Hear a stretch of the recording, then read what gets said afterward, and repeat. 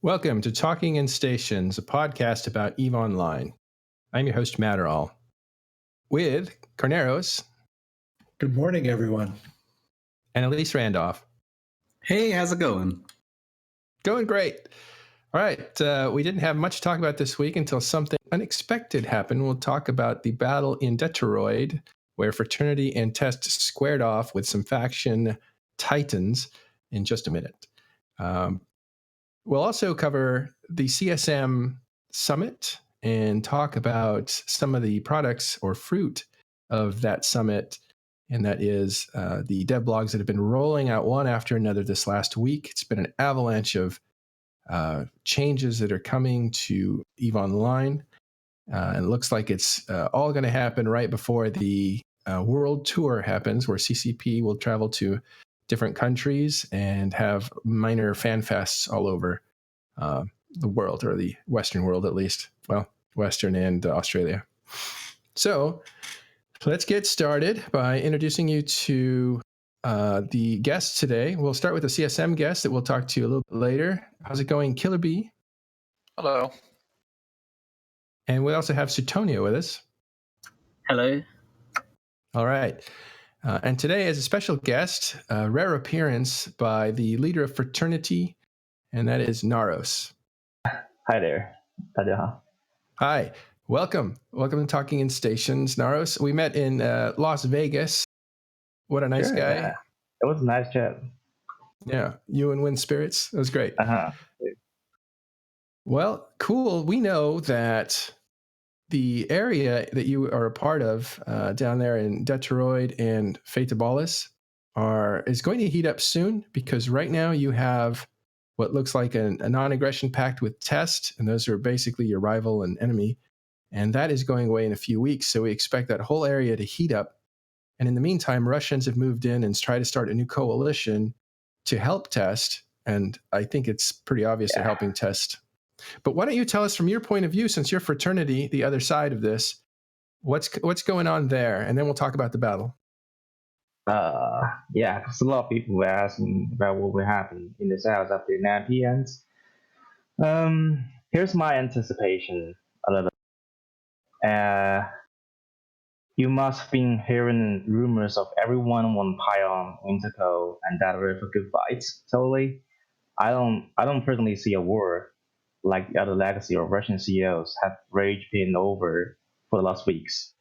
What I've seen will be a full-on invasion on us.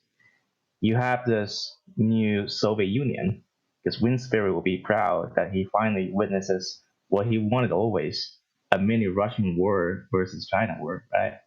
And there's no shot of admitting their agenda, which is evicting us, evicting the Winterco into John region. I personally flitter that XX and RA can actually make peace after decades, knowing the history, after decades of conflicting, just for us.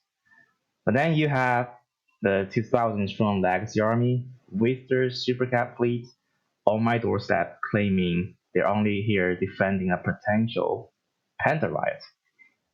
People accusing me for making this Cold War arm race and question my long-term goal. Like, are you gonna try to take back Immensity? Are you gonna invade Tenerife? I mean, like, come on. I have the second strongest supercap fleet, potentially supported by the strongest one in the game on my doorstep, and you don't allow me to raise my Great Wall? Because Eve doesn't believe in diplomacy without stakes, right?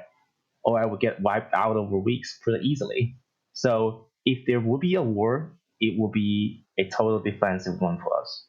You can't really be ready enough when the second strongest guy want to evict you. But so far we're making a lot of plans. We've got a comprehensive defensive pact at best. So hopefully it's gonna work. Otherwise, we're gonna end it up being homeless. Yeah. Wow, so you very much see this as a threat. True, definitely, because people been watching our MER and was like, Fraternity, what are you doing there? you're beating all those titans and supers mining a lot and you're rapping a lot. Are you gonna evict us or whatever? Why would you have arms? Why would you have titans in 2019? It's ridiculous, right? Yeah. So we have noticed that on the monthly economic report that your areas that Fraternity live in have been very productive. You guys are harvesting quite a bit. And do you think that's part of the reason that you're going to be interfered with? At least on paper, that's what evicted CEO said. And I read the pins. It was like in their lines now. Fraternity has grown too fast. We have to put a check on that. Yeah. Yeah. It's going to be super interesting. By the way, Carneros, who speaks Chinese as well, feel free to ask a question in Chinese if you want. Well, no, but that's a lot of pressure. That's motivation to form up in fleets. If you think your space is at risk and you're going to end up homeless, that's a lot of motivation to get in a fleet. True. That's great. Yeah, and at least also if you have any questions for Noraus, just go ahead and ask. My big question is, what happened yesterday? We can transition over to this battle because there seems to be a lot of little skirmishes right now. But this was yesterday was a mess. Was a lot of up and downs. So Lexi has been forming Goku fleets every single night towards our major industrial systems. And we ate up a lot of shits. We tried different tactics. You said from ships. Titans. Oh yeah, ships, totally. Ate a lot of ships. Yeah, we lost a lot of ships. From Titans, from Corms, even we tried to pipe bomb them. So in general, it's quite challenging because it has always been 200 taxi pilots versus our 50 to 90 Corms, depending on the time zones. But I believe our pilots have grown substantially amount of sense of what would the invasion be like after the NIP ends. So it was a good part. But last night they tackled the Knicks in the system FMH with Waffle's help, and so I called out Supers and Titans.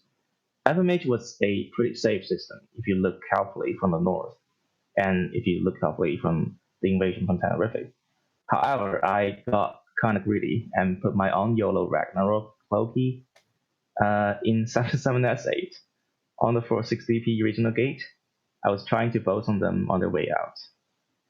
So somebody got me decloaked and didn't notice until the Goku fleet warped to 77S8. And I tapped back, was like, oh, there's a lot of pictures already on me.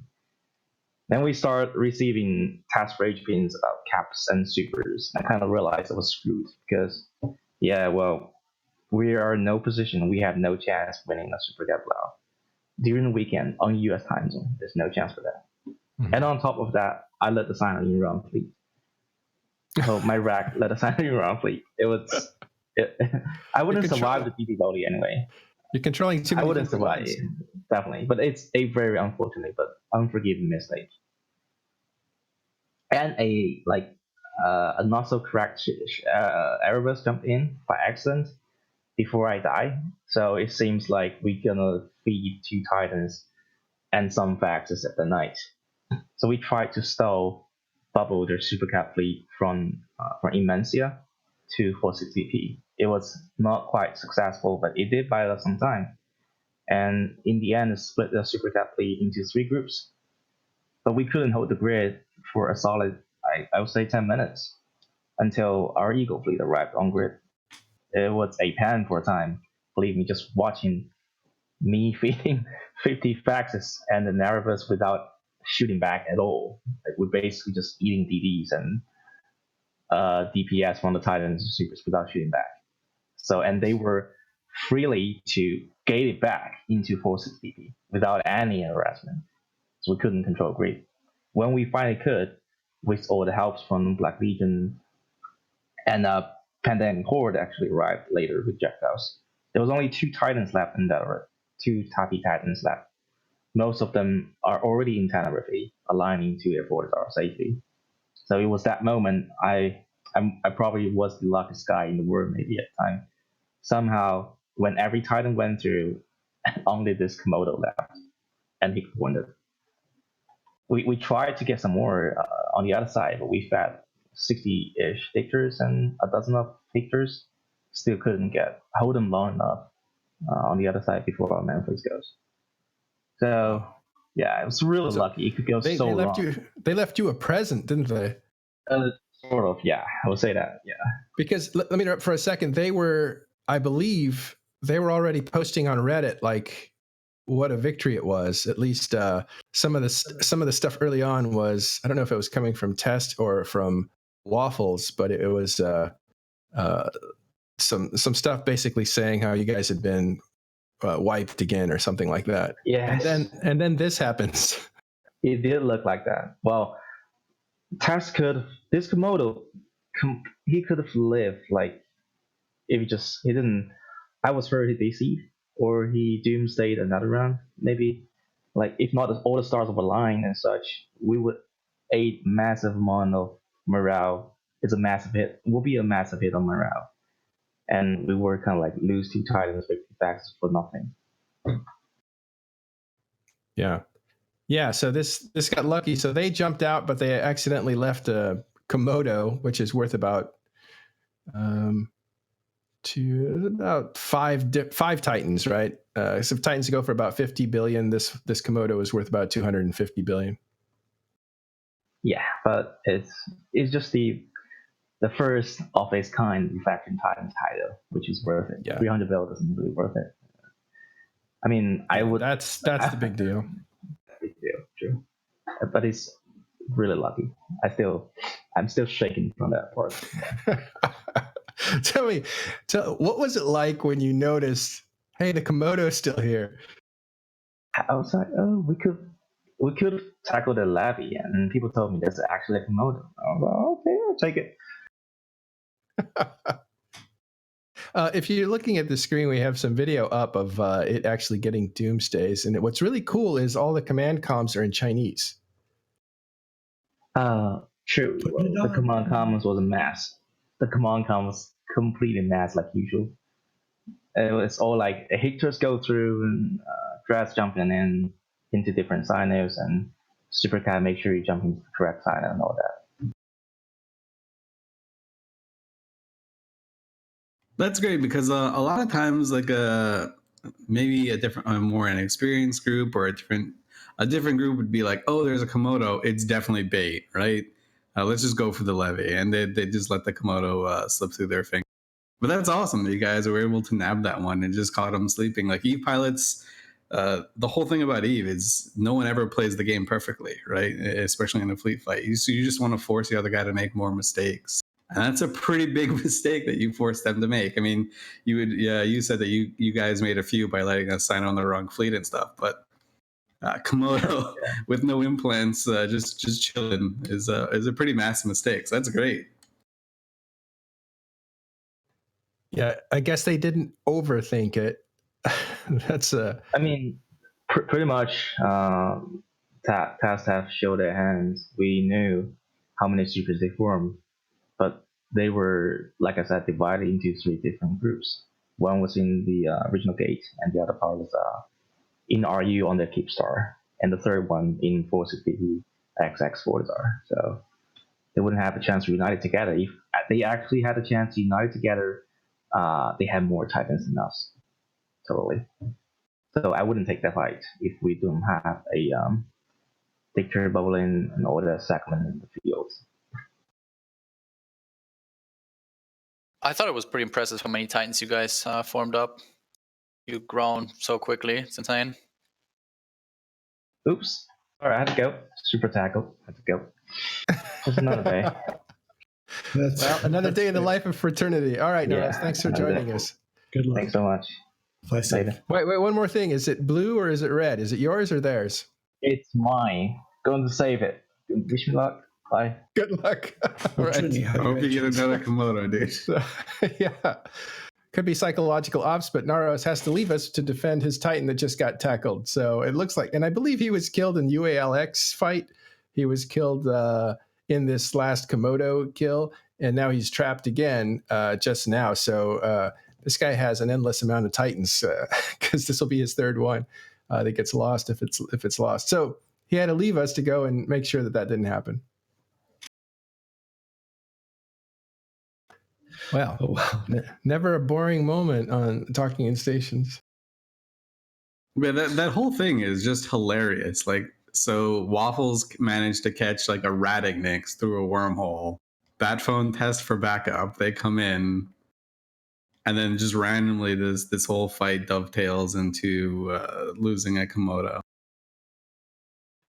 Yeah, what we know is the guy that owned the Komodo is a very wealthy player, so it's not like a big deal to him, but it is a big deal, and he even admitted so.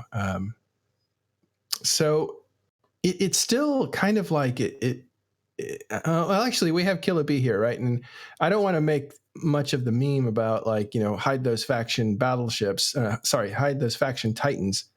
But what's the psychology of bringing a faction Titan? What? All right, let me ask that question again because I thought that might not have been asked very well. Faction Titans, should they be on a battlefield or not, especially in this situation? Yeah, probably in a fight like that, I would say they should be. I wouldn't put them on a fight like X47 because, yeah, I don't know. They're just gonna get devolleyed and die. Not much fun in that, in my opinion.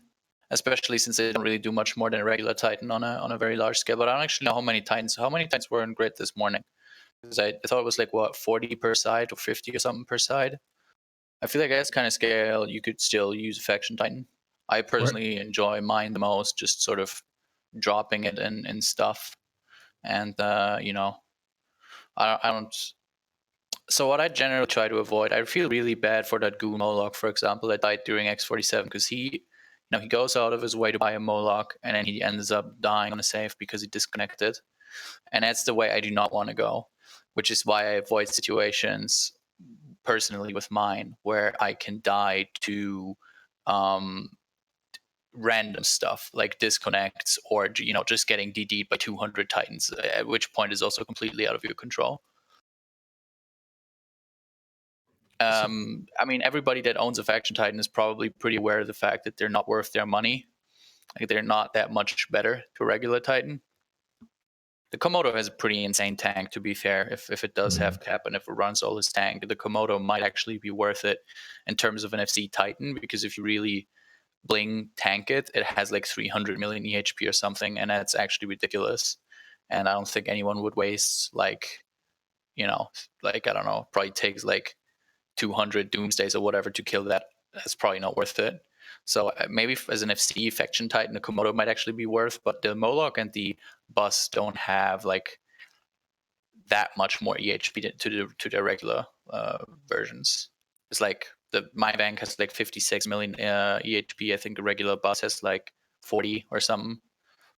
So it's like 30% more roughly tank. But it's but it costs like 5 times or more that amount of money. So you could just have 5 Erebuses instead, and it's probably better to have 5 buses than a Vank. But it's just a luxury item, What's the point of a fucking Ferrari? It's the same thing. Right. Well, that makes a lot of sense. In a big fight, you're a lot less useful, especially if you don't have a massive tank that can absorb a lot of damage from the other team and waste their time while you guys work on them. But in a fight like this, it's much more likely to make a difference. That fair to say? I don't think faction Titans make a difference in any way. They're just they're literally a ship designed for people that have too much money and they want to sort of have some sort of, commodity that shows, hey, I'm a wealthy guy or whatever. That's why people buy faction Titans, just because they're cool and because they want them to, a faction Titan is not going to make a difference in any grand scale unless somebody decides to, use 200 Doomsdays on a Komodo, and they could have DD-volleyed 4 regular Titans instead, and then maybe they lose the fight because of that. But let's be honest, that's probably also not going to happen. So faction Titans aren't better or worth having, and I think it's going to be a long time until we see a fleet full of faction Titans. I think it's fair to say, though, when you said, hey, park those faction Titans in the middle of this big fight, you were saying two things. One is they're not going to make a difference, and two, we're not going to give them an easy moral victory by having faction titans destroyed. I told them to duck up was because I know how goons operate and how much so whenever you give them something, they can put their narrative around, they use that. And in a fight, in a war, I said this like last week on the show, wars these days, you don't win them anymore by making your enemy go broke, because that doesn't happen anymore in the large scale. Like, all large alliances have infinite money, basically. So the only way to win a war is by demoralizing the enemy to the extent that their numbers go super low and they just end up not being able to contest you anymore. And then you can roll over them. That's how you win wars these days, right? And the reason for ducking up faction titans was because I actually thought at the start of the fight that we had a chance of winning it. And if they were able to just score a single faction titan kill, they could spin their whole narrative around that. And that's why I didn't want to give them that. And that's why I called for them to duck up. At the end of the day, everybody can use their ships the way they want. And even if I tell people duck them up and some dude doesn't do it, like, that's his choice. I can't force him to do it. But yeah, that's the reason I did it. But no psychological victory is what you're depriving them of. It doesn't matter, because at least all the faction titan pilots that I know have a regular titan instead. It wasn't like I was denying anyone the content, right? Like, they all had normal titans on grid as well, or more than that. Yeah. It's not like I'm stealing content from anyone at that point. And to answer for you guys that know, to answer Dino's questions, do faction titans get SRP'd? What's the answer to that? So yes, they do get SRP, but they don't get SRP the value of the faction titan. At least that's what it is for NC. Maybe you can run a different ship. But so if I lose my Vank, I'm not going to get 500 billion ISK from the Alliance, obviously. Yeah. Same with the Bastion. We SRP a faction version as if it were the base version. So if you lose a Vendetta, we treat it like a Nyx. If you lose a Vank, we treat it like an Erebus. Oh, interesting. All right, that's cool. So we'll be keeping our eye on the south as well, actually all over the map. It seems like a lot of stuff is heating up, which is kind of funny, guys, isn't it? Like, it used to be that winter was when all the fights would happen. Summer, people would find other things to do. But it kind of seems like this last year, 2018, and maybe this year is going to be summer wars and winter is quiet. Kind of like real life. Okay. Moving on, let's talk about the CSM Summit and how it was. And we have covered this a bit, but we have Suetonia here who hasn't talked to us yet. And why don't you tell us, Suetonia, what the summit was like and how you enjoyed Iceland? This summit was pretty fun, actually. There was like a super positive atmosphere throughout the entire CCP office, which was super good. There's a lot of new faces in the office too now, which is also nice. Yeah, we've been hearing the summit was really fun. They showed on the ground. Those of us who live in Southern California romanticize snow more than we should, perhaps. But was there snow on the ground in Iceland? I think it snowed the day before I flew in. I'm from the UK and I landed in Saturday, and I think it snowed the day before. And there was snow. It didn't snow anymore, but it took, I think, until about Wednesday or Thursday for all of the snow to melt. Well, that's good. Well, we've been having such a crazy winter, Carneros. It snowed in Malibu, which is not far from here. But what people forget to tell you, even though Malibu has like beaches and is on the ocean, it also has mountains that go up right behind it, and that's where the snow hit. So it wasn't that unusual. But anyway, Iceland. Yeah. So you had a good summit. Yeah, it was a really good summit, actually. I think there was only one meeting where any one of us got like angry about it, and it was like a marketing meeting, which is that's funny. where I would have been angry. I love marketing. That's the best part. What are you talking about, Willis? Yeah, those are always my favorite meetings. Tell us from your experience to CSM, Elise. Oh, no, it was just kind of a joke because when I was on the CSM, Carneros was leading the marketing meetings for CCP. So, Oh, Carneros, what are those marketing meetings like? What are you trying to get to? I think this is important. I'm not joking around with this topic. I think that marketing meetings for CCP should be a big deal. Well, we come in and we present what we think we're going to either here's the narrative and the arc and how we're going to approach the next quarter or 6 months or year, and then here's some cool ideas that we have. Shoot down all the ones that are dumb, and sure enough, they shot down the ones that were dumb. Did they shoot down the ones you liked? I'm not saying they no. were.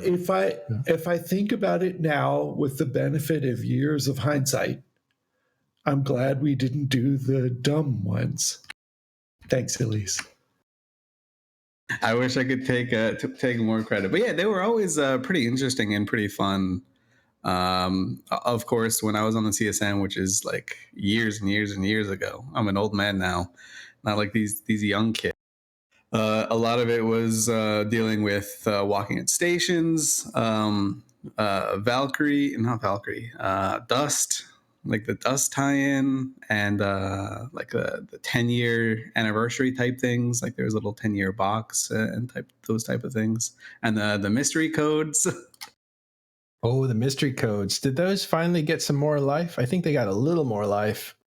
Yeah, I mean, every like 3 or 5 years they get a new thing. This year it was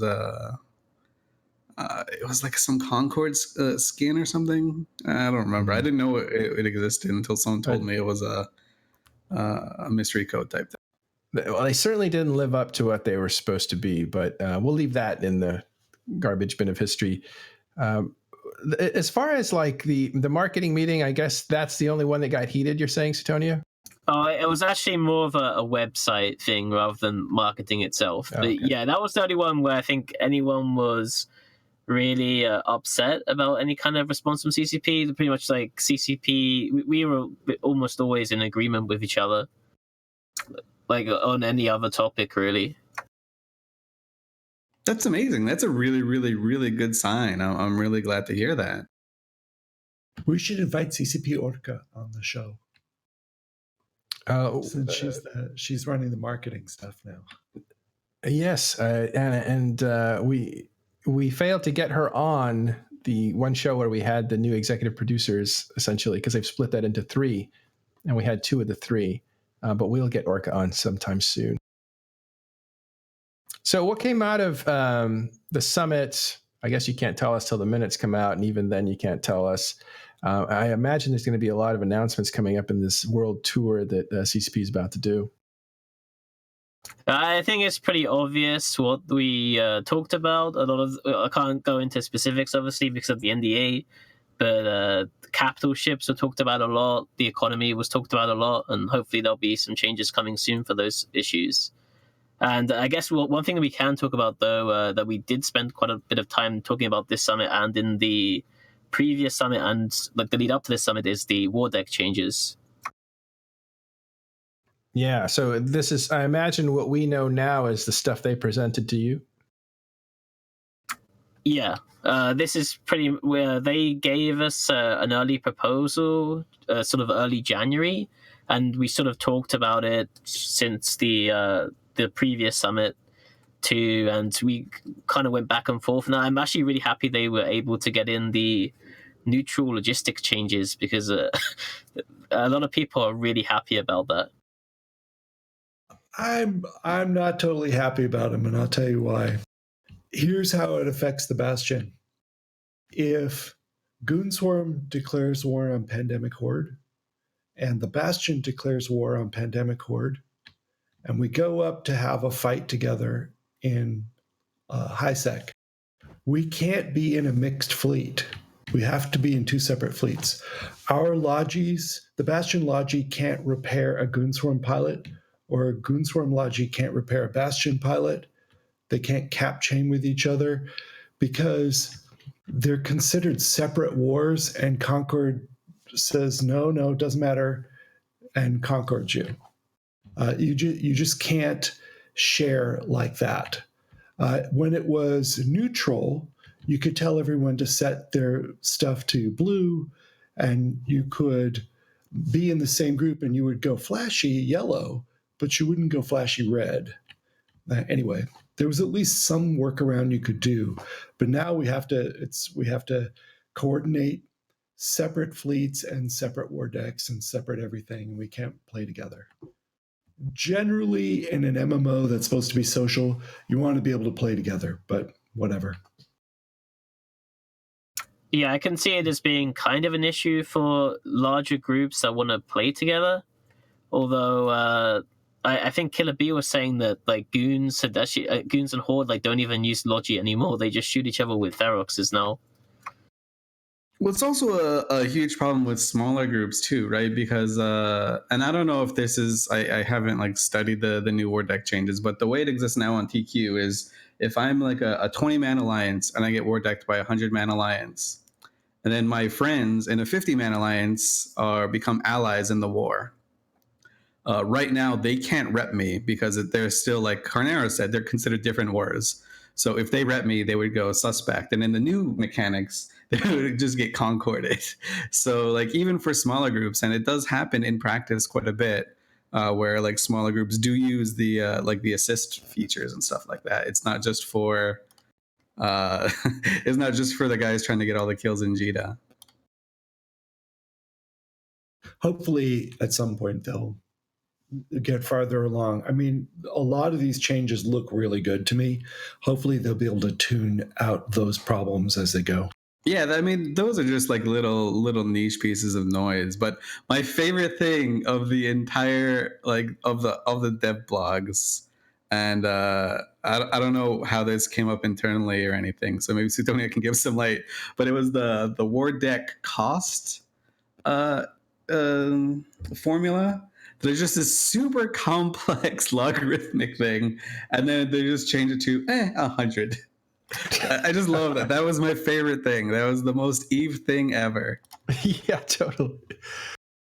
Yeah, I think it was really weird. We were looking at it. Wait, that's what it is. Like that looks way more complicated than it is. And then we're like, yeah, we're just gonna make it a flat fee now. I was like, yeah, that seems simpler. A lot simpler.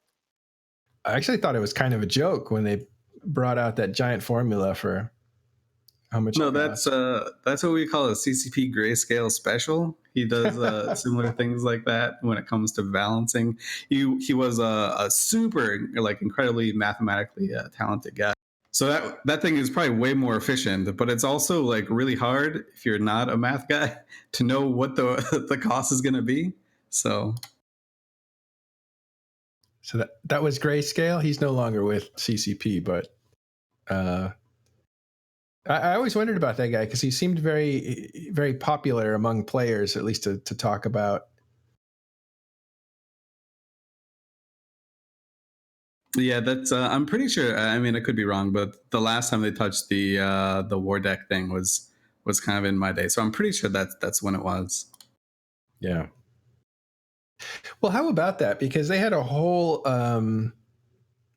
Basically, they had a whole expansion based on the criminal system, and I think part of that was war deck, and that was I'll look it up, but it had the trailer, with Vic, and he blows up the miners, and then industrialist pays mercenaries to go after him.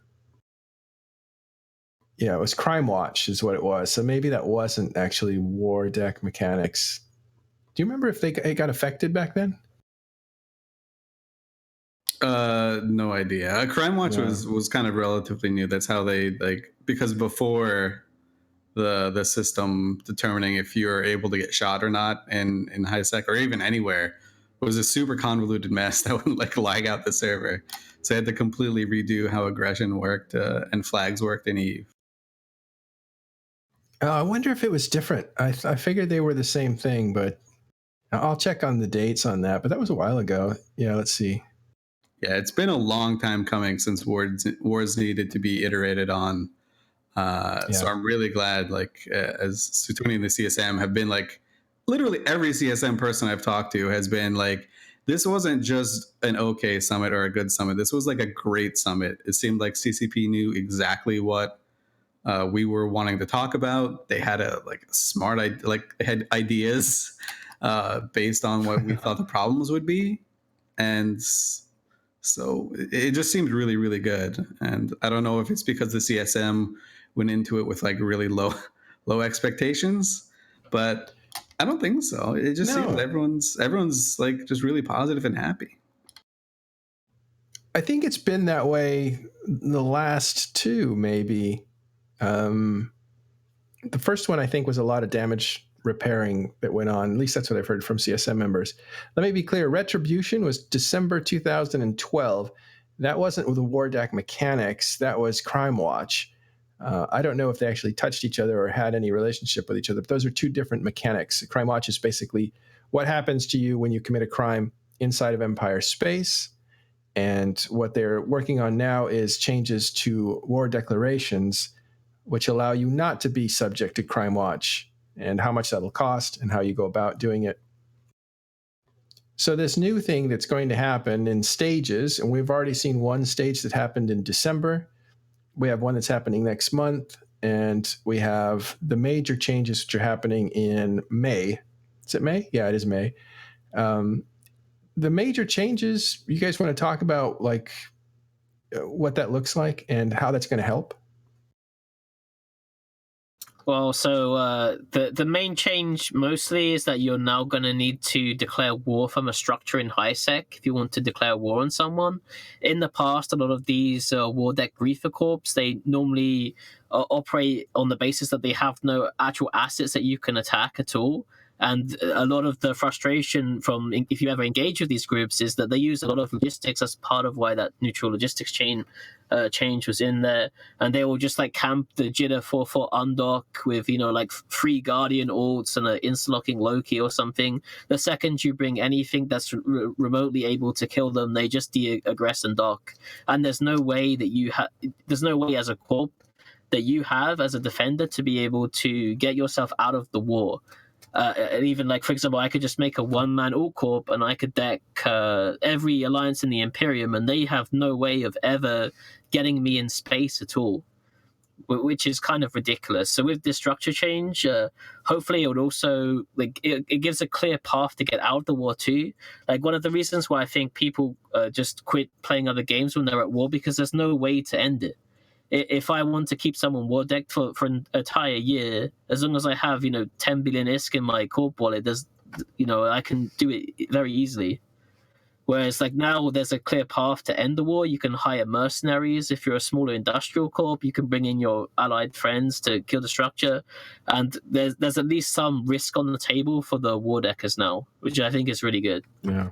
Well, that's what I like. I like that the mercenaries now have a mission that they can accomplish instead of waiting around and maybe attacking people who are attacking you.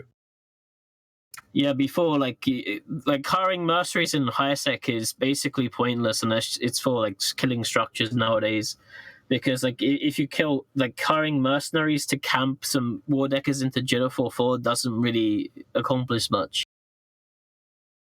Yeah, and it affects their gameplay. You were saying that people stop playing and go to other games when they get war decked because there's just nothing that can be done. So they'll basically take a small vacation from EVE, and that is not good, because when people break the habit of playing EVE, it's a lot more likely that they stay gone, I imagine. Yeah, I think I'm not sure if CCP showed you guys all the statistics, and I'm not sure if I can give you them completely. They did, and you can give it to us. You can give it to us completely. Yeah, because I think something like when a corp without a structure gets war decked, their activity drops by about 2/3, and then after the war deck ends, about 1/3 of those players never come back to the game. They just quit forever. Oh man, that's grim. I was in I put an alt into a little HiSec corp that's a feeder corp for a Providence group, and they got war decked, and their response to the war deck was to make a new corp. And so they all left and made a new corp, and then that corp got war decked like 4 or 5 days later, and their response was, we'll make a new corp. And so this happened 5 times. Like the corp history of this like relatively brand new character is already like a scroll and a half long. And what started with 40 people is now like 8 people, because you just lose someone from the swapping corps to the next corp to avoid the war. And their whole view was, well, we can't really do anything when we're at war. So our only hope is to kind of cheese our way out of it. So this is like a huge good change. And what I really liked to see is CCP like addressing in the dev blog that, hey, we see that there are these loopholes that we're gonna close instead of just letting the loopholes run rampant for years on end, which they've done a one or two times in their past. So that was really nice. That was one of those things where it felt like the CSM response was right there. Well, and this may be a criticism or it depends. That's what this looks like to me. It's a clearing out the loopholes of the system that they already have. And so it being presented as like expansion worthy content to me feels a little light, even though it's critically important for the people who are involved in this sort of thing. I think that's why it's just rolled out as a separate item rather than being like packaged in to the release. Oh, okay. So this is independent of the expansion. Yeah, those changes are coming in March. They're not coming as part of like an expansion, I think. Okay, well, that makes a lot more sense. I assumed this was going to be, March was going to be like the next expansion and they were just going to announce it, but that makes more sense. So this is kind of a cleanup of loopholes, and that's the way it's being presented. If we just want to go really quickly through like Eve's history in terms of like high sec stuff. Yeah. Back in the day, like the very early times, like 2004, 2005, you could just declare war on anyone for essentially a flat fee. And so what happened is War Deck Corps would do essentially what they do right now. They would just War Deck everyone that they could, and they just sit outside of what is now JITA, but before it was like ULI and other places like that. And then CCP nerfed that, and they lost their shit. So what CCP did is they made it so it was exponential. So if you wanted one War Deck, fine, 100 mil. If you wanted 10 War Decks, that's like 5 billion. And back then, that was like an unheard of number. So those people were like, oh, high sec's dead. You killed high sec. This is the worst shit ever. I hate this game. He's dying. And this is like 10 years ago. And then the last iteration, they kind of brought it back to I mean, where it is now. So it's kind of come back 360 degree change. And so this is going to be a really nice change. So if people in the high sec corps start crying that it's going to kill high sec, don't worry, it's not. Yeah.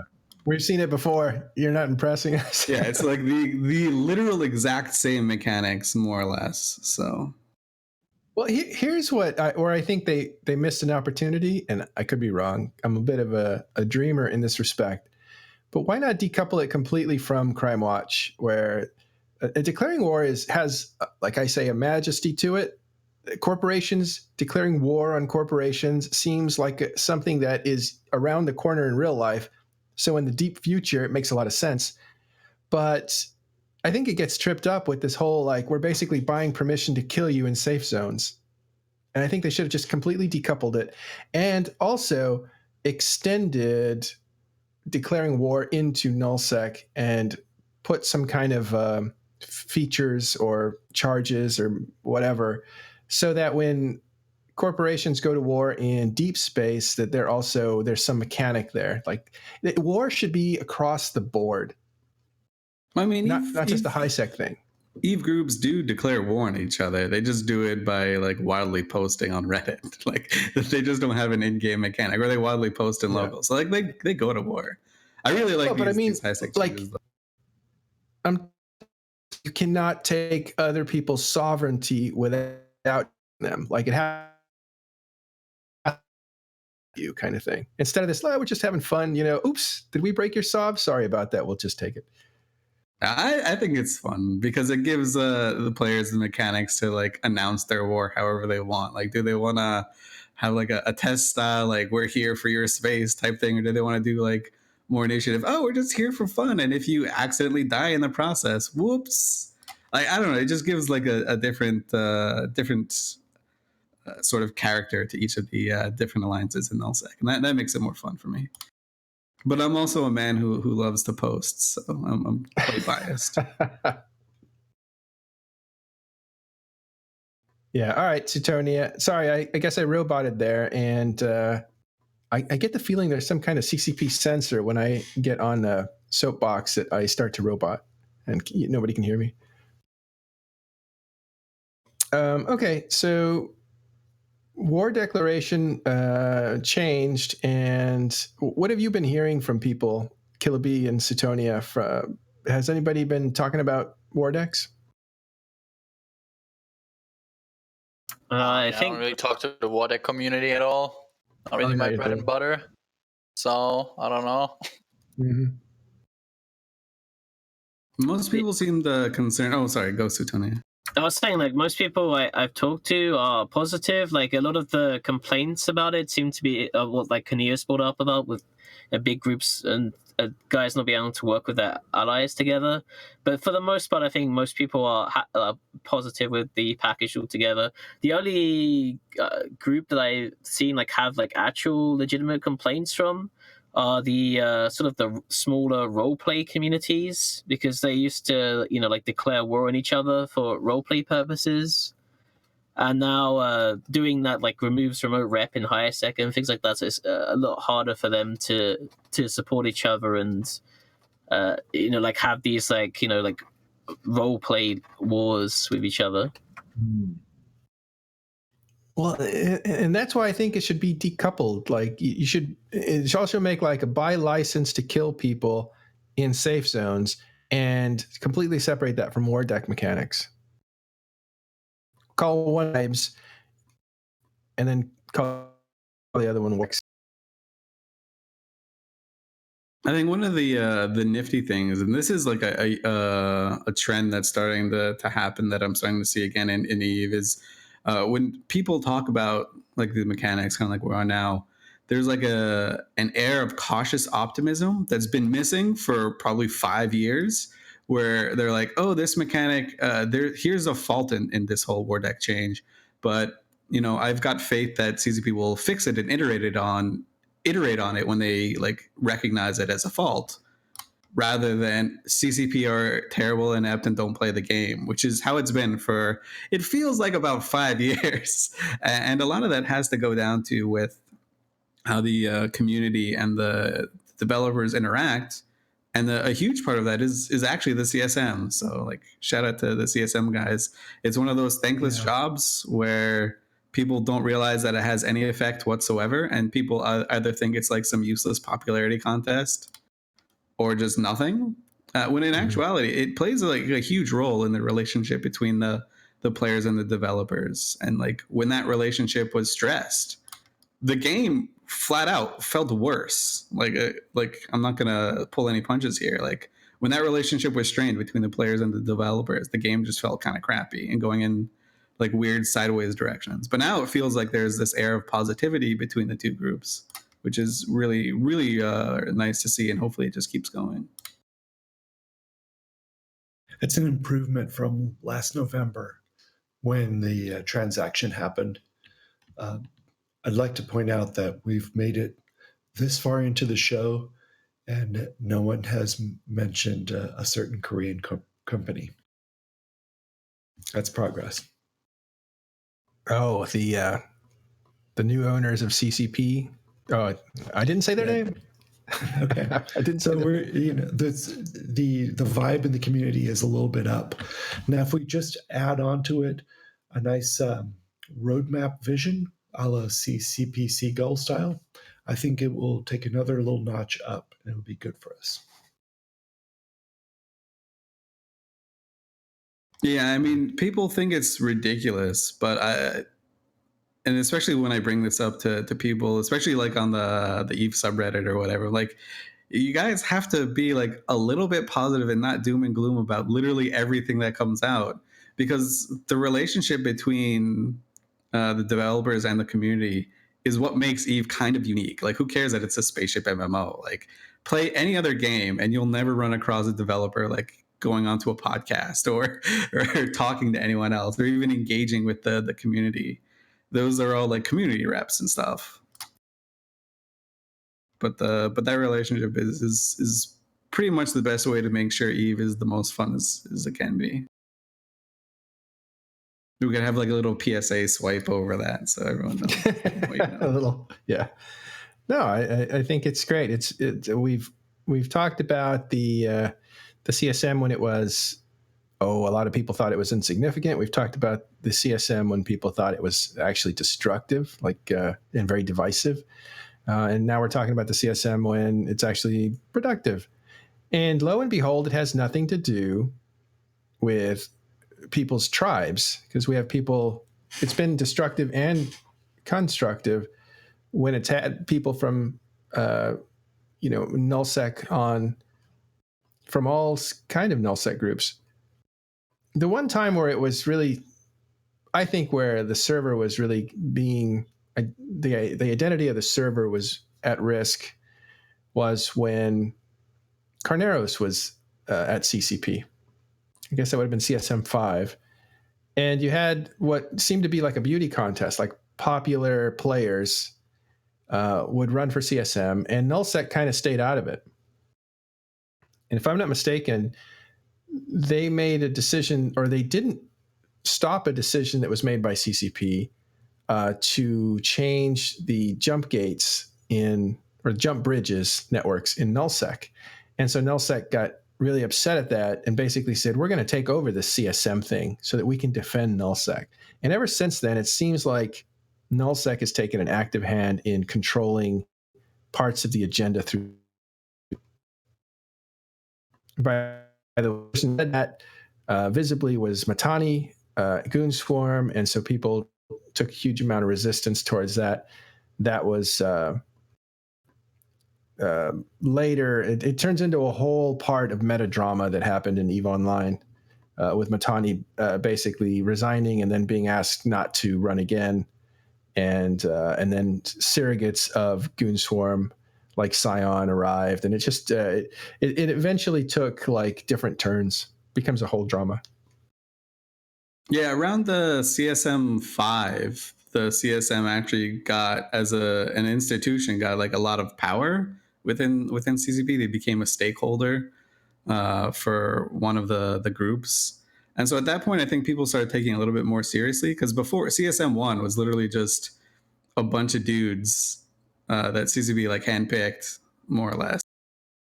Like 3 of which ended up working for them.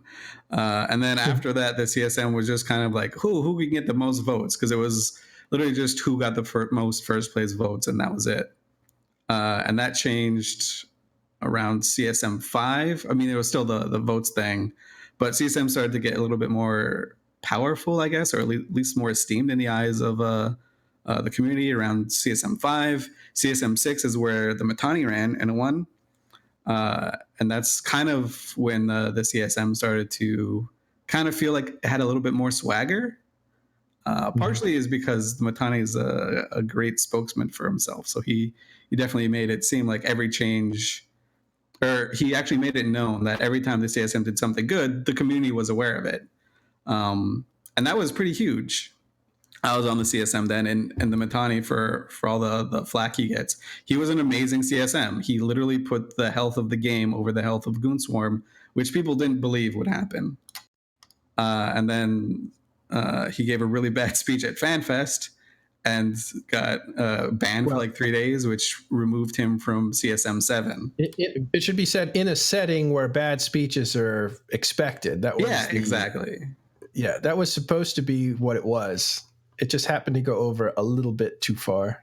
Yeah, and they don't do that. They don't do that segment anymore. They canceled that whole thing. That used to be, was it Corps and Alliances? It was like some shitty alliance. Yeah. Like it was just a terrible. It was like a terrible meme series from the players, and it just wasn't good. It wouldn't float in today's day and age. But I mean, I think that's when the CSM started to become a little bit more serious, right? And it felt like the CSM had the ability to have influence. Obviously, you're not saying the CSM can make changes, but their input is more widely considered around that time. And then like Sutonia's class is just taking it to like an incredibly like the next level altogether. Yep, good job. Although it's more the other guys than me, to be honest. That is literally the exact opposite of what I heard from a few people. They're like, without Suetonia around, like, I don't know what we do. I don't know. I'm This- just a nerdy guy who doesn't really say that much and just like posts like stats and stuff. That's me. Oh, you just post stats. It's the only thing that CCP listens to, isn't it? No, I think everyone on the CSM does a really good job, and like you said, the Matani is really good at putting player issues before Goon Swarm. Like Arif does the exact same thing, and I know a lot of people like you know call it the GSM, the Goon Swarm stellar management. But a lot of the Goon guys, like the Judge, Anomaly, Arif, they all put the health of the game before their alliance most of the time. It's good for their alliance to have a strong game. It makes sense if you think about it. What do you mean most of the time? That's just me being dumb. Qualifying it? All right. I wanted to hear the other times, but, that's just the...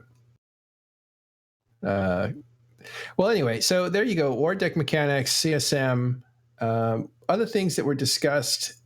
Gosh, I mean, they came out with like 4 or 5 dev blogs this week. So let's see if we can tackle some of those. I know a favorite is the 64-bit client. A dev blog came out basically saying this is the date you'll get it. And you can listen to other podcasts, Talking in Stations on Thursday night. The Midweek Report goes into all these dev blogs if you want to go through them really carefully. But real quick, Carneros, that's something that you think is a good move? I'm excited about the 64-bit client. I believe if nothing else gets improved by it, which I expect a lot of things to get improved, but if nothing else, I think it's going to drop the number of people who crash in a large fleet battle.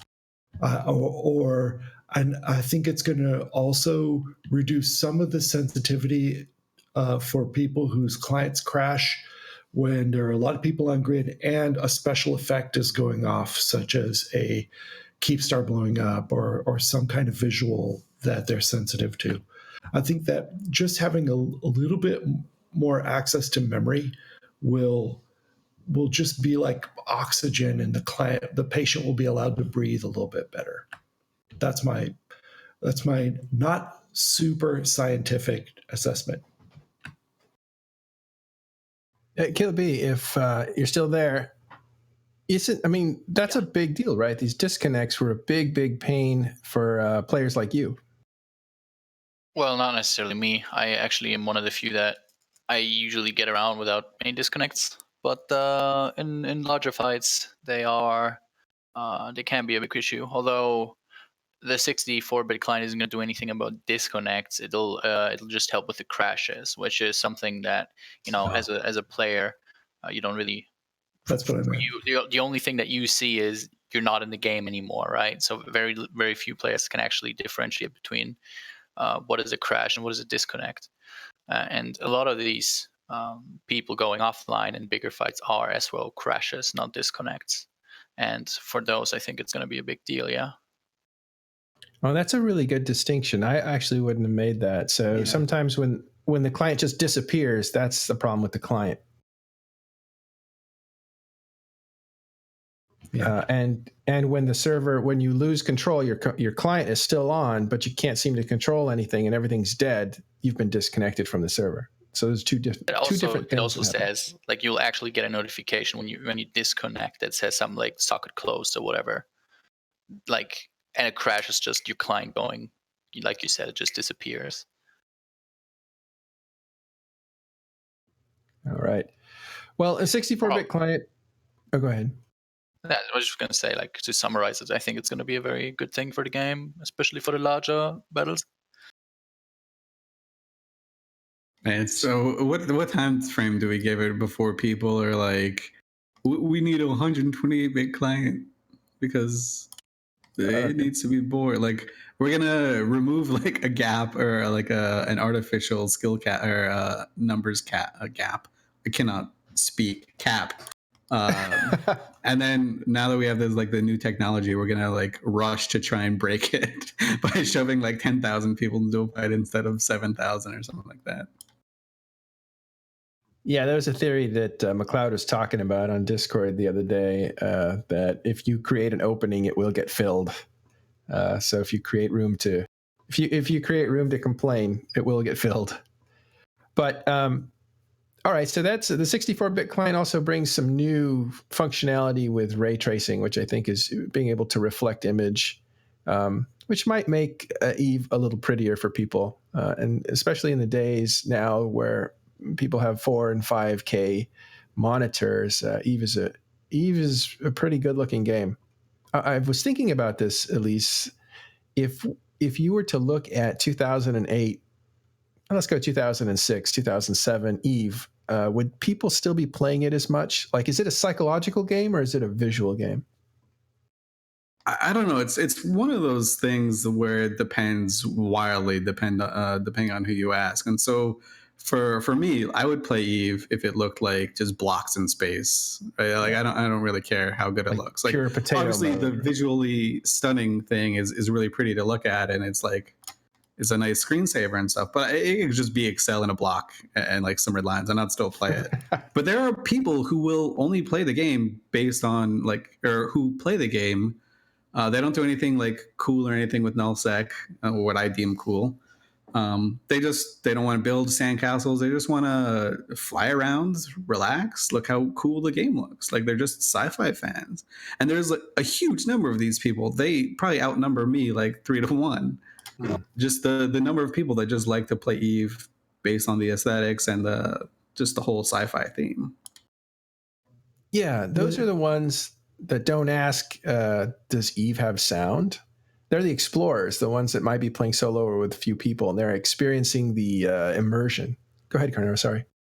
If we compare Eve to EverQuest for a moment, EverQuest is going to be 20 years old next week, March 16th. That still has people playing it, still makes money, but it's the same people that were playing in the beginning that are playing now. They don't get any new people in. Eve still gets new people joining, and I think a part of that is the visuals, the fact that the game looks like a modern game. It doesn't look like a 1999 game. That is such a good point, Carneros.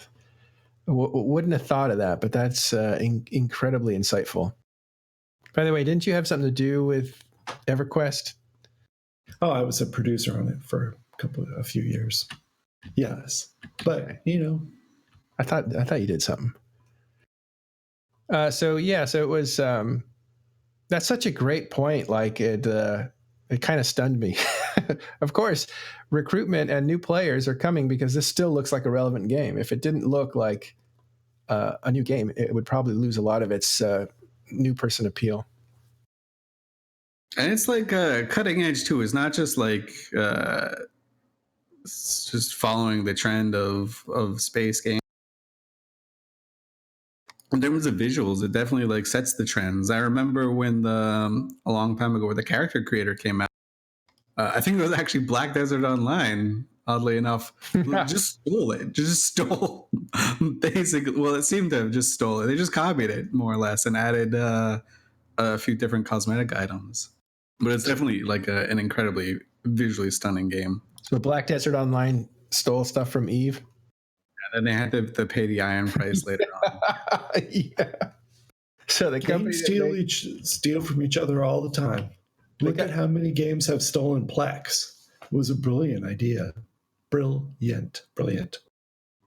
So the makers of Black Desert Online have bought CCP, the company that makes Eve Online. So they stole from it, and then they just bought the whole thing, which the iron price. So great. All right. Another thing that's interesting, the skills on demand. What was Sutonia? Can you talk about the reaction of when you guys heard that? Like, that even come from you? Was something they said CCP said they were going to do? I believe it's something that came up like occasionally, and it's just like one of those old things that's like super obvious to do. Because like once we used to be able to do before they changed that you can only change your clone once every 365 days, because death cloning to citadels was like super powerful. Was that what you used to be able to do is you could used to be able to, like, if you're in Goons, for example, they would have, you know, like an office in a school station somewhere in high sec, and you could just kill yourself to that station, and then you could just change your death clone back to the Goonswarm staging, then kill yourself and go back to Goonswarm staging and just pick up all the books that you wanted to get. That's how you used to be able to do it in the old days. And like now it's kind of a pain, and it's really annoying for new players, and for especially I think people who don't have like good infrastructure like the Imperium, like having to have like a shuttle that has like 62 skill books in it, and you give the newbie the shuttle when they join your corporate alliance. It's just like a massive headache. It's a lot easier if you just say, hey, here's 15 million ISK, buy these skills. And it's a massive boon as well for veteran players too, I think. And the only concern really was sort of the impact on people who trade skills, because that's one of the entry tasks you can do. Is it like if you're a new trader, you could, like, skill books are some of the best items to trade. They're relatively like low investment and relatively decent volume. And so like having just like, you know, 30% added fee or whatever the number is onto the books keeps that profession kind of alive. And it just like a huge quality of life for everyone else. I like that idea of giving a new player a shuttle with all the skill books they're going to need. I knew it was happening, but I thought it would be a contract that people would do, like, hey, you want to build a miner, here's all the skill books. And there was some people doing that. But in retrospect, that's a lot of work for not a lot of payoff. You would only do that as a CEO to help your guys get acclimated quickly in your alliance. When I worked for CCP, I flew with Eve University to keep a low profile and experience the game and to learn the game better. And one of the things I did was I was a hangar officer, and my job was to keep the hangars clear and put away donations, but also pull stuff out as people request it. There'd be a steady stream of people requesting skill books or modules or things and ships out of the hangars, and you just hand things out. It brings back old memories now that you describe the shuttle and things. Yeah, it will make life easier for some groups, I imagine. Just be able to buy what you want and plug it in with. Yeah, I've heard it was a nice show on Open Comms. If you listen to that show, they kind of went over some of the pros and cons of it. There was really no cons. The cons are really kind of the same kind of cons you'd say about, like, it's making it easier for other people to do something that used to be hard. Therefore, it's not people who had to do it when it was hard, diluting our progress, in other words. But other than that, it just seems like you're taking away these errands that people have to do in order to actually enjoy the game. And I don't see much value, even personally with my own characters, in having to run to the market to get a book. It really is just one of those things that blocks you. And then I think I heard a really good example of it was when somebody said, yeah, we're going to fly these ships today. And there was a guy that said, oh, yeah, I have an injector, but I don't have the skill book, so I can't join you guys, but have fun. Bye. And those are the kinds of little blockers that would basically, like, just one more thing to move out of the way so that people can get into a ship and get out in space and then make things happen. And it's fine when you're like an older player and you only need like 1 or 2 books, like maybe once every 3 months. When you're a new player, you need like a new book every couple minutes, it feels like. And it's awful because it's not really intuitive that you need that, because you're not like familiar with Eve. So it's not really intuitive that you need to open up your character sheet. You can see the thing that needs to be trained, but there's nothing to train. You have to like fly around to pick up the thing. It just makes no sense. And they cover a lot of that by giving away most of the skill books you need for the tutorial and stuff like that. But if you just like X out of the tutorial or just forget to do the tutorial, you're kind of boned and you can't really do anything. But the one detriment, or like the only detriment I could see, is that Eve pilots have like this shared camaraderie over pain points that they've had to endure. And so this is just another one of those pain points going away. So it's like it's one less thing to talk about over the proverbial campfire. But that's not a bad thing. It's kind of just an Eve thing. Yeah, that's interesting. But it seems like the pain points that I remember aren't these kind of pain points. Like, remember the time when I had to get a skill book and I didn't have it? I guess unless you try to get it and it turns into some kind of adventure. But it seems like pain points that I remember over time were like, remember when we were starving in Stain and we had to like cannibalize each other's wrecks in order to get like the module that we needed to get onto the next fleet? Stuff like that. Those are some grim times. Oh my God, it really felt like you were a cannibal. It was awful. People would be all mad at each other because they're like, hey, that was my wreck. I need that back. I'd be like, I need it too. Yeah, those were, but boy, that stuff really seared into my memory as like, I don't want to be like this again. Because Stain is full of pipes, which means you have to travel through a very predictable place just to get to what might be a market. Those markets. If only there was a gate there that would go to Losec. Yeah. Someday. That's becoming a meme too, right? The high set gate to Stain. Yeah, I just want them to put it in where it just isn't connected yet. That's all I want. And then Stain guy never has to post again ever. Oh, what I want them to do is the sort of like the flavor RP items, like like Sword Dragon's Guide to Diplomacy. I want them to put an item like that in the game called Losec Gate to Stain. And the day before they give that away, they put in the patch notes, added Losec Gate to Stain, just to see. That would be amazing. That would be a very Eve thing as well. There's a bit of an inside joke, but there's a guy that posts all the time, and his name is Stain Guy, and he's constantly advocating for a gate that goes to Stain, because Stain is a bit of an island that you have to get through a couple regions to get to it. It is NPC space, so it's never really owned by anybody. But I consider Stain like a brutal place. Like, Stain is a brutal place to live. It's awful, too. If you look at the jump ranges, it's actually just terrible. You can't go anywhere. You just have to sit there, and there's just nothing, and it's garbage space. It's literally just trash heaps in space. Yeah, and it was used historically as a place that you started. Well, if you weren't Russians kind of lived there and owned it and ran it. And there was even Stain Alliance, one of the big alliances in early Eve. But for most groups that were nullsec based, they passed through Stain because it was a good place to stage an invasion to a different region that you could actually cultivate. So, yeah. All right. Well, we're pretty much out of time. We do want to go back to some player news. Oh, by the way, is there anything else from the summit or dev blogs that we wanted to cover? Oh, there was one dev blog that I want to cover real quick because it was kind of grinding my gears a little bit. Mm-hmm. So they announced, CCP announced that for the World Tour, which is like the FanFest on the road, that they're going to be doing a small set of like a little tournament there. And then the winners of each of the 7 tournaments, because there's like 7 events or whatever, will get flown to FanFests in 2020 in Reykjavik. And they were like, hey, we know that this isn't, any replacement for the Alliance tournament. It's not masquerading as that. There's just like a fun thing that we want to do. It seems fun.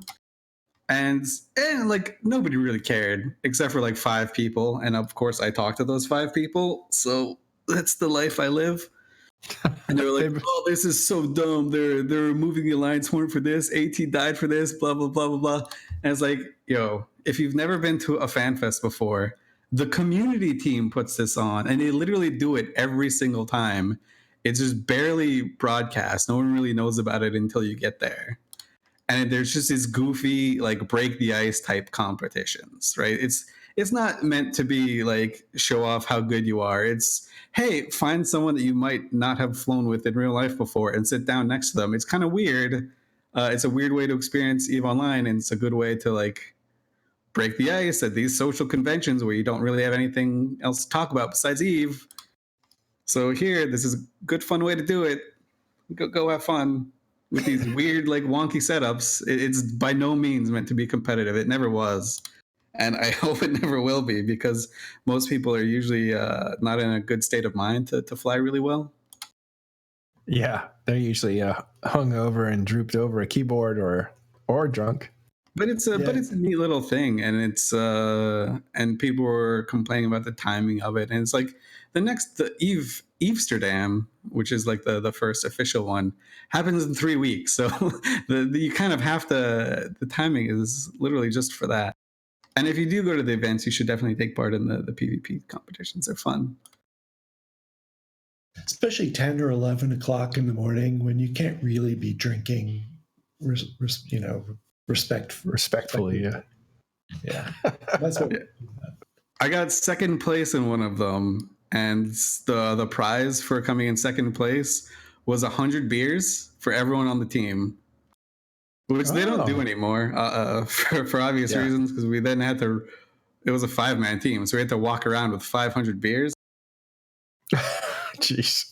Well, a lot of that culture, where CCP's like, "Hey, have a beer on us," kind of stuff, seemed to go out the window when, at the same time that Matani made his famous, they call it the wizard hat speech that we were talking about earlier, when he was speaking at the CSM's, at the Alliance tournament. He was speaking at the Alliance demonstration. What's it called? Presentation.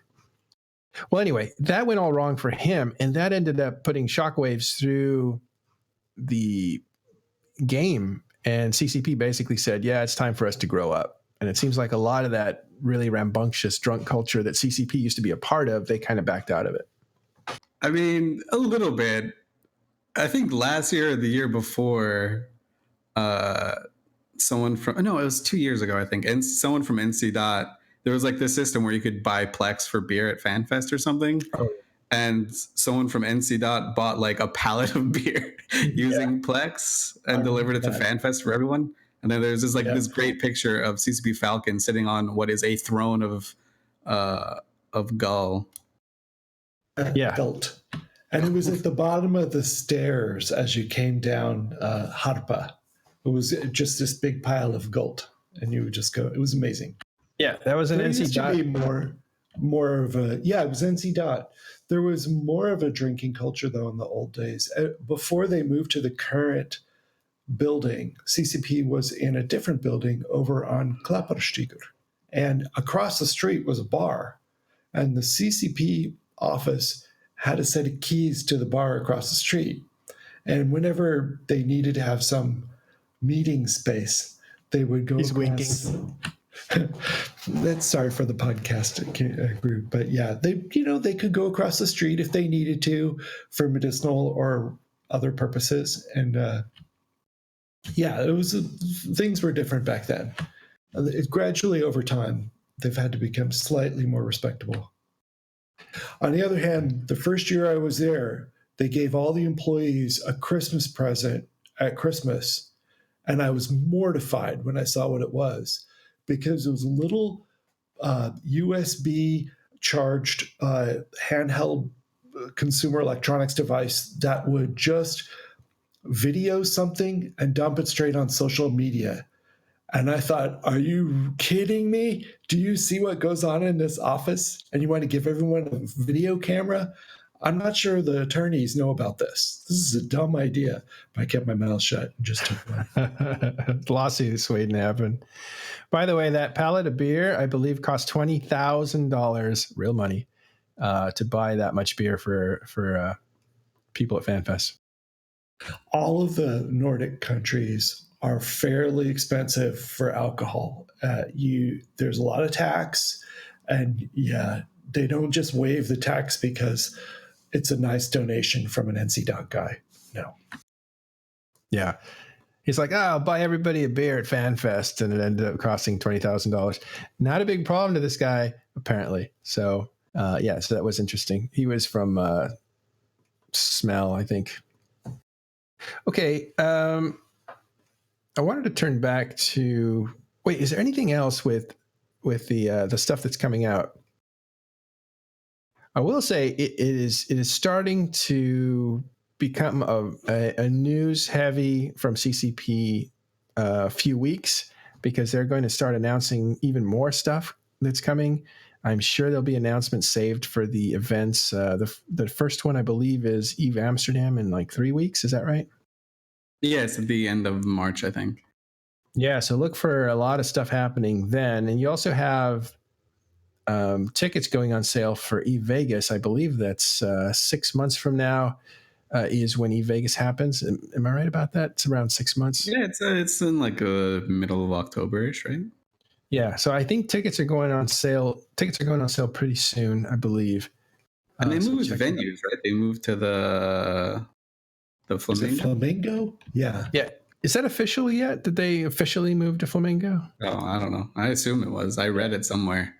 Yeah, they're So moving to it must be true if I read it on the internet. Suetonia? Yeah, I'm saying, yeah, it's true. They're moving to the Flamingo. Yeah. It's at least rumored that's, well, no longer rumored. It's going to happen. But I think we knew that. All right. I think those were all the dev blogs that the last one was securities. That was the fourth one. And security was something that we covered last week. And there was thousands of accounts banned, some for RMT. And we also went over just the deadly attacks when people take over your email, they take over your account, they liquidate your character's income, they take out all the skills, and they leave the carcass for CCP to try to unravel. And sometimes CCP can't do it. So you need to protect yourself first and foremost. And if that means protecting your account with second author, what's it called? Two-factor authentication, do it. But even more important is protect that email account that connects to them by maybe doing the same thing. Two-factor authentication is an easy way to add a layer of security to stuff that's important to you. Man, can I just tell a I'm dumb story? Because I'm pretty dumb. So I had two-factor authentication on everything that I can when it comes to Eve and other stuff. And I use the Authenticator app from Google on my phone. And when I set it up, they're like, hey, you should record these sets of codes just in case anything happens. I was like, that's dumb. And then I dropped my phone in the pool.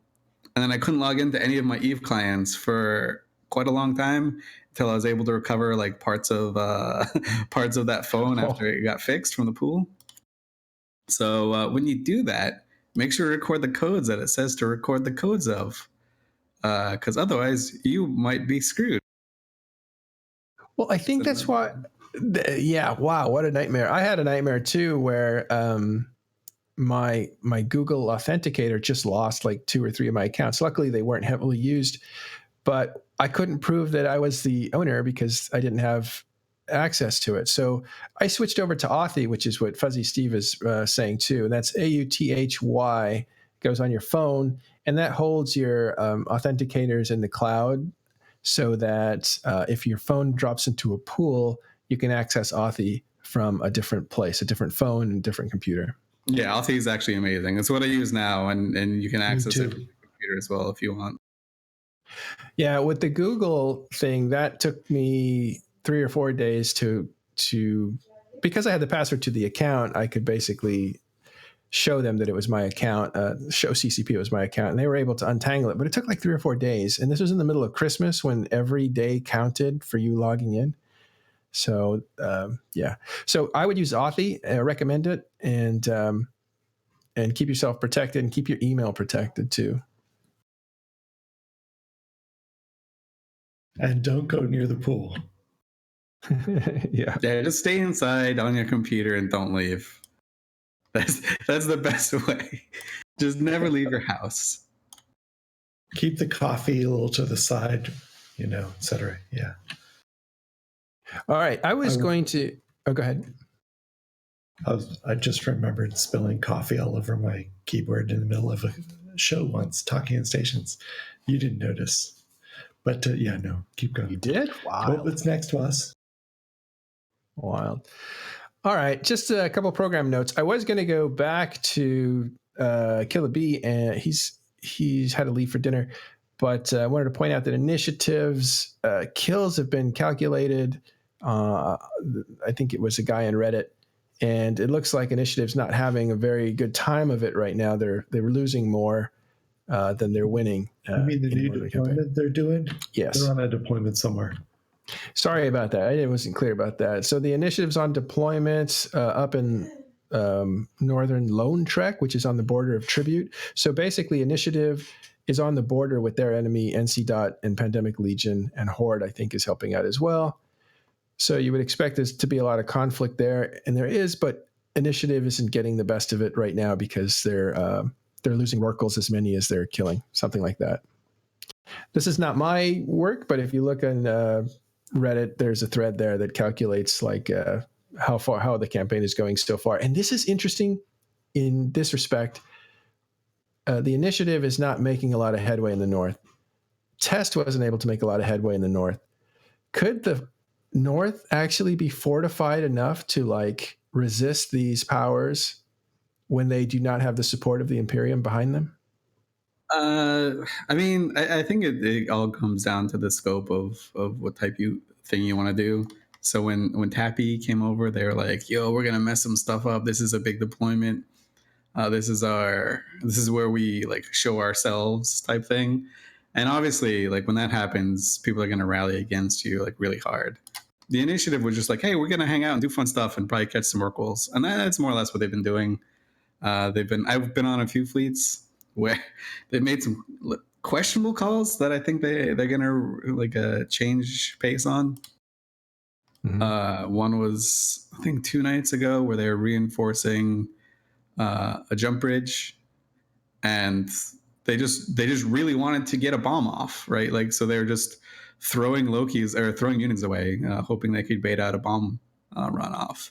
And I said this to somebody, but when you're used to feasting, as someone who has feasted on the lowest hanging fruit for a long time, and it's kind of like where I like got my name, right, was just like beating up people who were bad. When you've been doing that for a long time, and this isn't like a slight against Darkness or anyone else that Initiative fought previously, when you've been doing that, you can be really greedy and it'll pay off a lot of the times. But when you're fighting someone that's more on your level, are more aware of what's going to happen, then things get a lot harder, and it takes like a few weeks to get back into the swing of things, right? So if they were fighting Darkness in the same exact circumstance, I have no doubt that they would have bomb wiped an entire Darkness fleet that wasn't prepared for it. But when you have someone that's like kind of used to that type of fighting, they've got defenders and they also just warp. So it's a little bit harder, but they'll get into the swing of things. Those guys are incredibly talented. So. And I thought part of their mission was to go up there and get some experience fighting without their super cap or capital umbrella underneath a hostile super cap umbrella. So they're not trying to like overthrow the north or anything. They're up there. Yeah. That's a huge thing, right? It comes all it comes down to is like how you frame your deployment. If you frame it in such a way as like, oh, we're just going to go have fun, we're not trying to do anything massive, then if you fail to do anything massive, then there's no like morale hit or there's no like mockery or anything. So that's just showed the difference between like a more seasoned type of deployment from Initiative and a more kind of, I don't want to say amateur, but a more risk-prone deployment like the previous test one. But I will say that the North is actually coming together a lot more than it has previously. There's like a coalition comms. People are like working together. They share timers. They generally seem to care. I mean, if a renter gets caught, no one really cares. But people try. But, you know. Well, and that's the bigger question: is the North in a better place than it was a few months ago? And I don't mean because of the amount of pressure that's on them, but are they organized differently? Have they turned a corner of some sort? Yeah, I think so. I think they realized the mass vulnerabilities, and alliances like PL and NC Dot weren't really built for being in a coalition, being in a group that has to work with others, right? But it seems that they've turned the corner. They've put in the infrastructure that they need. It's not rock solid. It's not Imperium like at all.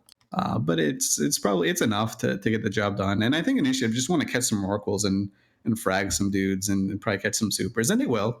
They'll definitely catch some supers that are doing something stupid, right? They're going to get full of hubris. And they're just going to punish that hubris, and they're going to leave in like a few months. And then they'll be like, whatever, that was how we spent our March of 2019. It's not going to be like, oh, this was our huge deployment. And the nice man on Reddit who did the calculations and put that post up, now he's comparing a little bit of apples and oranges too, because here's what Init caught up north, and then here's what other people, here's what Imperium, quote unquote, lost in Fountain. Well, that's some Bastion losses. That's some Bastion Renter losses. That's a variety of things in Fountain. Now, maybe if Initiative hadn't deployed up, they would have been there to rescue those people who made mistakes. Like the Avatar loss, the guy happened to fall for that bait in the middle of a time when Initiative was on a move up and the Bastion had a SIG on a move up, and nobody could come and help him. And he thought the Lokis that came through the wormhole that killed him were shield fit, and he tried to boast on them, but they were armor fit and they had just enough to survive, and they're all in hull, and they killed him. And he just made a couple of mistakes. My Russian guys can be aggressive sometimes, and it doesn't always pay off. That's one of those Eve stereotypes that isn't actually a stereotype. It's just true. Every Russian player is super aggressive, and you can't figure out what they're gonna do. They're like, all right, that's fine. We have Killer B back, and we're just checking in with the North because of that post that was showing that the Initiative was losing as much as they were gaining there.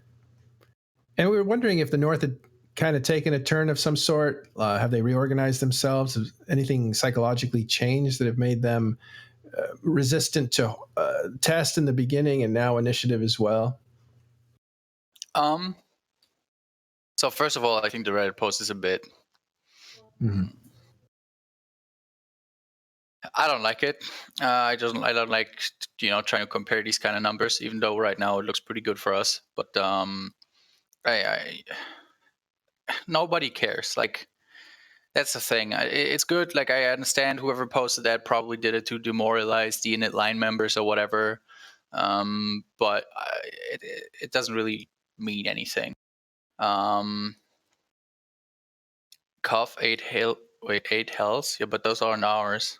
No, there's a try. We'll get to that in just a second. But in terms of what the North has done in the last couple of months, we've definitely accepted, or it feels like there has been some sort of shift in mindset within some of the Northern leadership figures as we've basically moved Horde raw cools, as well as all the Horde supers and Titans into Tribute.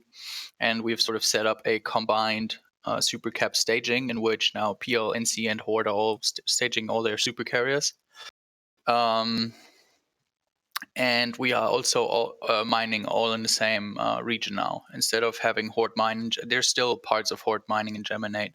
As far as I know, the way it works in Horde is once you have some certain level of trust, you get to join a group, and that group gets the Oracle mine and Tribute or something like that. If that might be completely wrong, by the way, so don't quote me on that, but that's what it looks like to me at the moment. So basically, we've set up PL, NC, and Horde all in Tribute mining under the same super cap umbrella, and that has certainly helped us, sort of deal with this init deployment as well. Yeah. That's pretty much it. As far as how successful or not successful the init deployment is, it's always a bit of the eye of the beholder, or whatever you call it, right? So in terms of us, I said it last week when we had Pando and Shines here as well. I'm very happy about the deployment. It's content almost every day for us. They do put daily pressure onto us. Now being joined by goons as well. There's a goon sig that was previously staged in Conan that now stages in Vino, and they've been working together over the last couple of days. And yeah, we've basically been getting content at home, which is always nice because it's very low effort, no deployment needed. And yeah, that's how that's been going so far. Yeah, I think that's Space Violence and Venal that's working with Initiative. Yeah, that's part of Goons, exactly. Also today, they were actually joined by Siberian Squad as well, which is the Russian alliance that is sort of aligned with GOTG.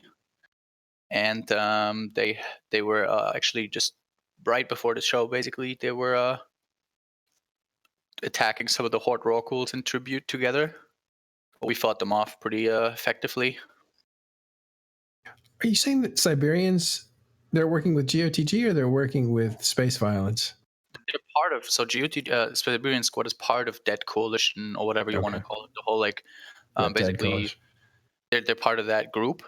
I don't know if they were working together with Goons today, but basically it was a bit of a weird situation. Basically, we had a bunch of Rorquals tackled in one belt by Goons, and then another bunch of Rorquals tackled in another belt by Siberian Squad. So we had to deal with 2 tackled Rorqual groups at the same time, which is always a bit annoying because then you have to split your forces and all those things. And that's kind of what's been going on there. Oh, that's riskier, yeah. And it wasn't Try that lost those 8 hells. It was Siberian Squad, wasn't it? Yeah. So yesterday evening, I was actually out on a birthday party when that happened, so I'm not entirely sure what happened. But basically, it looks like Siberian Squad dropped some supers on someone, and then they got counter-dropped by Init and Snuff and Try or somebody. I don't know who actually fought who in that one. But yeah, it was a pretty bloody brawl, especially for Siberian Squad. Yeah, so Siberian Squad, for those that don't know, are in the north. They're part of the Dead Coalition, former GOTG coalition. And I believe they're Chinese. Am I wrong about that? No, they're not Chinese. Oh, they're Russian. Yeah, they're Russian. There's another group that's Chinese called Rangers. Yeah, Ranger Regiment. They're also part of GOTG. Right. So I didn't know they attacked NC dot or Horde. Was it? Oh, yeah, of course they could attack Horde. Mm-hmm. Yeah, interesting. How is the relationship between Horde and Dead Coalition? Pretty grim, as far as I know. I know that Sword is still pretty unhappy with what Horde Gobbins started doing back after the whole summer thing, when Sword made the deal with Goons, and then Horde and BL went to Tech Branch. Sword's still very much upset about that, so the relationship is not very good. And it leaves us as NC Dot and the PL, I guess, to some extent as well, in a bit of a weird spot, because we used to be aligned with GOTG as well. But we've now sort of been pushed into the situation where we have to make a decision between one of the two. And, well, obviously, we're sort of going with Horde, seeing that we, share a super cap staging and mining and everything with them. So we'll see where that all ends up. But there's definitely going to be something happening soon. I think that coalition is supposed to deploy tonight, actually. I'm not sure if that actually ended up happening or not, but you'll probably find out. They're deploying soon, I think, from what I heard. We'll see. Basically, where they're going? It'll depend on where Dead Coalition, when they actually do deploy. If they do deploy, it'll depend on where they end up going and who they're going to start attacking. We'll see what's going to happen. Sorry, Carneros? Do we know where they're going? Have they announced it? We don't know. Okay. All right. Things are on the move. Okay, so I did want to catch up on that because I didn't know where it was. The deal was made that Sort Dragon made with the Imperium to kind of stop the fighting, and Horde said that was an awful thing to do, and Horde actually with Black Legion, or it was actually more Black Legion, attacked GOTG or Sort Dragons group, and then it kind of fizzled because NC said, "Look, we're going to end up attacking Horde because our pals are Sort Dragon. You can't do this. Really stupid to split the North this way." And then NC didn't really engage anybody. They kind of stayed out of it, and then they said, "Yeah, we're just neutral." And I really hadn't checked in on the situation since then, so I'm glad you were able to give us an update that relations between Horde and the Dead Coalition are still grim. Yeah, I think they still kind of, I don't want to say hate each other, but every time there's a family gathering, there's some groups that like don't want to hang out with other groups, right? So it's just kind of like that. I'm sure it'll work itself out someday. At some point. And how is Pandemic Legion now under the leadership of Headliner? Is it what kind of state is Pandemic Legion in? I mean, we can ask him, but from an analysis point of view from the outside, what do you guys think? Seems pretty strong. Seems like that guy who made the decision to pass it on to him was a real smart dude. I don't know. everybody already loves you. Handsome too. Yeah. There's been some like up and down movement a little bit of restructuring. Like I think without Headliner, PL wouldn't be a part of a coalition, right? Like they would just be like, oh well, I know NC and Horde want to have a shared super capital staging, but screw those guys. They're probably dumb. We're gonna go live over here instead. That's probably what would have happened like 4 or 5 years ago, or 3 or 4 years ago. So I think it's PL more a team playerish, kind of restructuring how they work things, right? They've added a few new corps, lost some corps, but adding and removing corps is something that PL's always done, right? So you get a corp that you think might be a good fit, and if they're not a good fit, you hoover up the good members and then let them go their own way. Or if the people just don't like it or want to go somewhere else, like Peak, they're just like, it was fun. We're going to skill you instead. All right. There's one last thing. There was an article posted on Imperium News, I think, that caught the ire of Pandemic Legion. It talked about Shadow. I haven't read it yet, but I intend to. I think it was about renting, and they're basically saying, why rent with Pandemic Legion or bot when you can rent with the Imperium? Yeah, it's part of their whole like media campaign to get people to rent in period basis instead. So the guy was like detailing the inner workings of PL, Which was obviously completely false. It wasn't in the clearly had no idea what was going on. And then Grath for whatever reason decided to engage with this person. And in the comment section, the guy goes, "Hey, who are you? Does PL know that you're talking with authority about this time in PL?" And Grath just like lost his mind. Like, what do you know who it's one of those do you know who I am type things. And then he got into a Twitter fight with someone over it. It was great, but it's weird when Grath becomes like the calmer, rational person, and the other side just tries to like incite a response from him. Yeah, so it's worth mentioning that period bases used to belong to Red Alliance. They had some sort of agreement with Goons, but that was sort of knocked over the last couple of months. So Goons have sort of cleared up period bases, which is sort of on the lower tail of their, Delve spheres, like Delve Quarius, and then below that you have period bases. And they're now want to rent that out. And the whole purpose of them renting that space out is make it super cheap so that all the renters from bot go to period basis instead, so they can sort of drain our source of income. That's basically their plan. And part of that is also obviously discrediting what we do and everything. I have a little bit different view on that. I saw Goon Swarm make a financial offer to Red Menace Coalition to buy the space from them, not kick them out or make them leave or anything. They offered them money. They said yes, and then they said, we'll buy, whatever structures, or you can take them with you or whatever. Or if there's some that you just can't be bothered with and the guys are AFK, just leave them and we'll clean them out later. but they gave them months to remove stuff before they got to the "we'll clean it out" deadline. And no one, there's just a little bit of cleanup afterwards. Now, they haven't opened for business yet and started renting it out. I don't really think they're going to have any trouble renting the space, but I think they haven't done a rental program in a while, and they don't realize that it's relatively easy to find people to rent it. I don't know why they're putting so much effort into a narrative about it. I know I bought some space from Snuff when Snuff moved out of Fountain and put rental area in it. I was nervous at first too about, okay, who's going to rent this? Nope, it all went.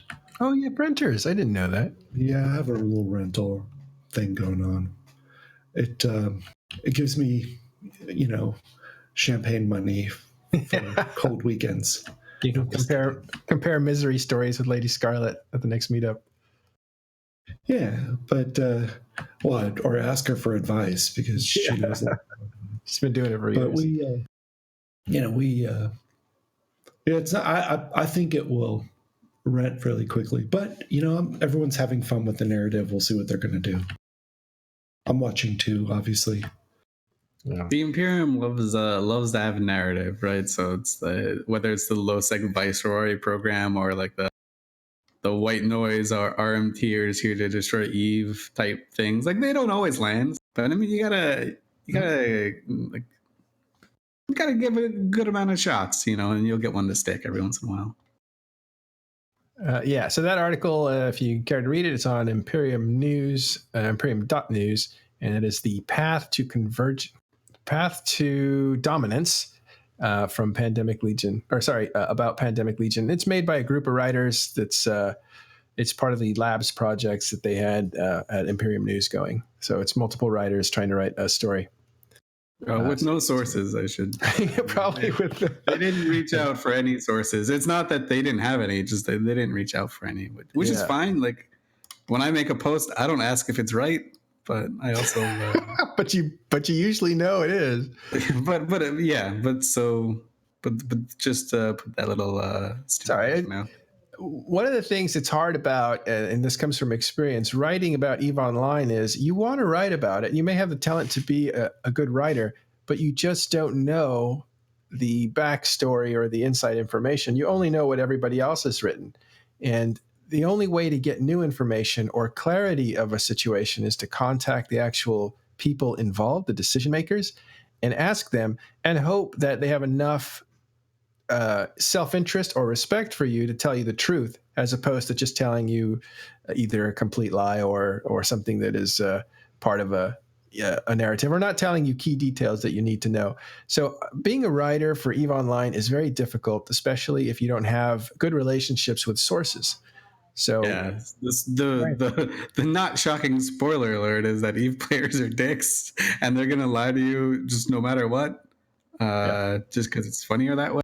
I remember there was a time when CCP had like in-game news and stuff, and for nullsec type things, and they more or less had to stop it because people would just lie to them about everything that happened.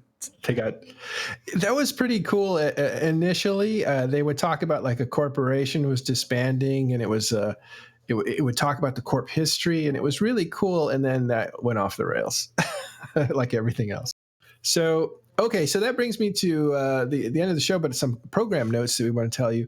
And one of those is that Talking in Stations is taking a turn. If you haven't noticed, we've redone our Discord, so now you can turn channels on and off that you are interested in. So you can really streamline it to only the kind of stuff you're interested in. And that is a very easy process with just clicking icons. There's no programming that you have to do. So very, very simple. It's a whole different way of using the Discord.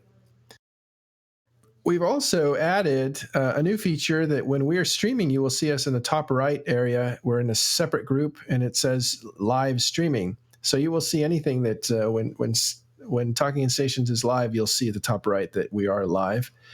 You will also see an alert going through new messages area, which you can collapse and get out of your way. And it will only alert you when there's a new a message there. And the cool thing is, it's not just when Talking in Stations is streaming, but also when streamers that we know are streaming EVE Online only, they will also be up there too. So if you're a streamer and interested, you can talk to me, Matterall, and I'll put you on that list. It's our way of streaming other EVE streams without them streaming other games, so that people who are interested in seeing that can just see, like who's on. And one of our favorites is Joe Bain, who's going to be up there. Another thing is, and speaking about writing, EVE News stuff, is that we're now collecting email addresses for people who want to have email delivered to them via email, and that includes in-game email as well. But right now we're collecting real-life emails so that we can send them a news report every so often, maybe every other day. And that you can find that list on talkinginstations.com. Just scroll to the bottom, and it'll pop out, and you just enter in your email. So you might want to check that out. We'll go ahead there. You can see it on screen, what it looks like. Fill in your email address. We don't want any other information. This will only ever be used to send people a distribution every other day or so about what's going on in EVE. Small snippet. You can read it in like 30 seconds. And we're also going to make that available in-game so that you can get like a little newspaper in the game. That is happening this month. We're going to try to launch that. It's going to take a lot of writing and good sourcing. So look forward to that. And so that brings us to the end of this week's show. But don't despair, because we are streaming casually every Tuesdays and Thursdays. We'll get on for an hour or so and talk about the news. And then we have the Thursday show, the Midweek Report, which is a lot more formal and takes on topics. And that's run with Artemis and Ron and Silver. And those guys are great. And then we also have some more stuff coming up in the next few weeks as we develop more shows and stuff like that. So I want to say thanks very much to Carneros and Elise and Killaby and Sutonia. Thank you guys for coming on today. And Noraus as well for giving us that sweet insight onto the first Komodo kill. That super dire live. Anyone check Zico? You mean his died. Titan? Oh, actually, no. No, the one that he left to go save. That was awesome. So for those that weren't here early on, we had Noraus talking about the kill they got yesterday, which was a unique kill, the first Komodo. And in the middle of his interview, or actually when it was almost over, he said, I got to go. My Titan's in trouble. So he lost a Titan yesterday, and his Titan was caught. So he had to bail. It was nice to have him on the show. And maybe we'll get him and Wind Spirits back sometime soon. Both of those guys are the leaders of a fraternity. All right, everybody. Thanks very much for tuning in. That is all we have time for this week. We will see you next week on Talking in Stations.